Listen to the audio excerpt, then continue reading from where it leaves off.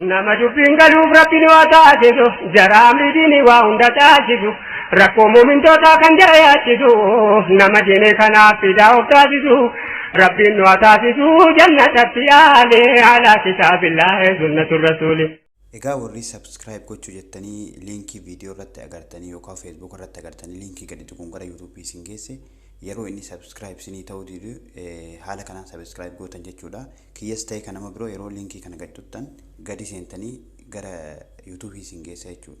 Yeroo akkasitti dhufe yeroo isin subscribe gochuu jettan akka isin ganaa emailii wantoota garaagaraa galchitanii fi subscribe godhuudhaaf isin rakkisaa jechuudha. Kanaaf karaa gabaabaatti kana dhiiftaniituma mallattoo tuqaa gubbaarra jirtu kan inni tuttan jechuudha.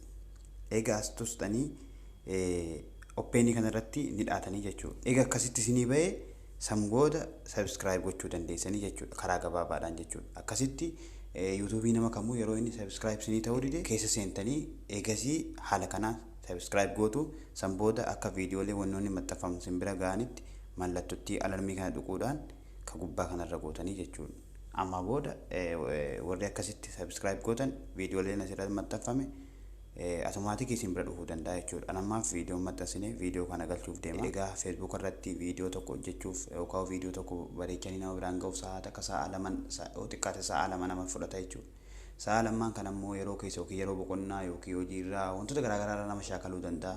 Kana mara itti cinqamanii yeroo hunda Facebook qofa irratti laxxafaa oolu homaa bu'aan qabu as YouTube irra yoo kaa'ame immoo bu'aallee argamsiisuu danda'a namallee jajjabeessuu danda'a jechuudha. Saniif asirraan walagarraa gama hundaanuu inshaallah amma booda TikTokis ni bana waanuma hawaasa irratti argamu mara irratti hojjechuudhaaf qophiidha.